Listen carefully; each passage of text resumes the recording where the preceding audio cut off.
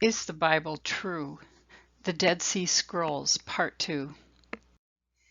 In the last video, we began talking about the most important archaeological discovery of all times, the Dead Sea Scrolls, discovered in 1947. 931 scrolls were discovered in 11 caves in the Judean desert area of the West Bank. These scrolls are believed to be part of a library of first-century Jews called the Essenes, who had separated themselves from society to live in the desert and serve God.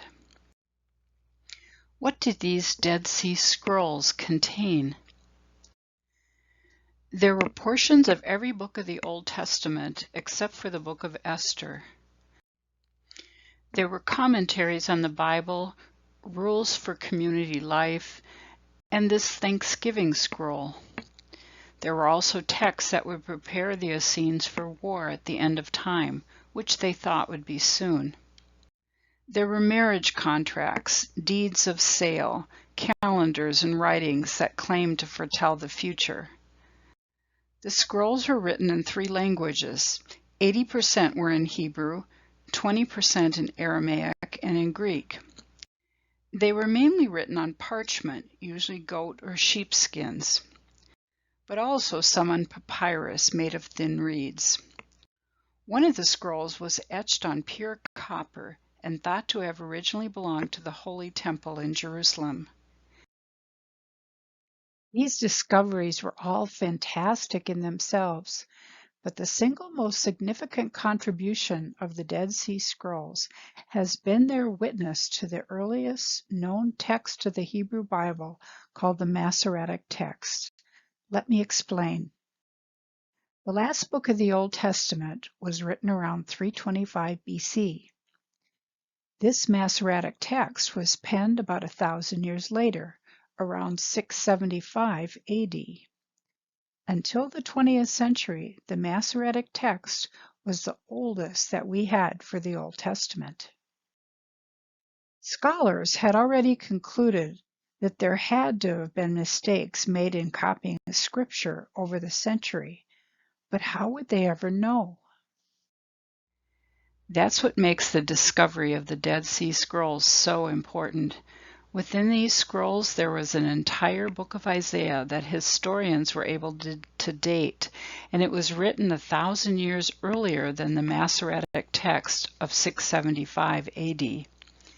They eagerly set about comparing the newly discovered book of Isaiah with the Isaiah in the Masoretic text to see where the mistakes would be, and what they found really startled them.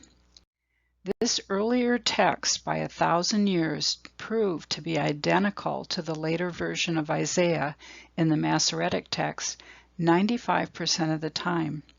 The other 5% mainly consisted of slips of the pen and spelling alterations. And there's more.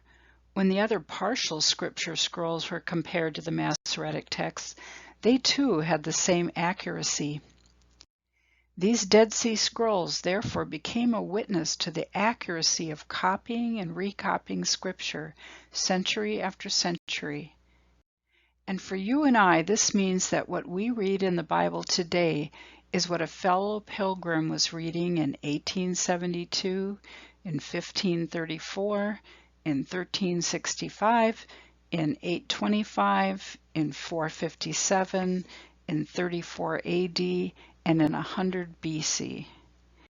It gives us confidence today that the words we read in Scripture are the same as what was originally written. The next time that you're in Israel, you can see these scrolls for yourself in the Shrine of the Book, located in Jerusalem.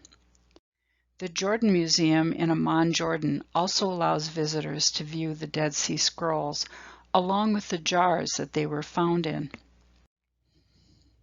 Since we owe so much to these scribes who were devoted to copying Scripture accurately, let's look in the next video how they went about this task.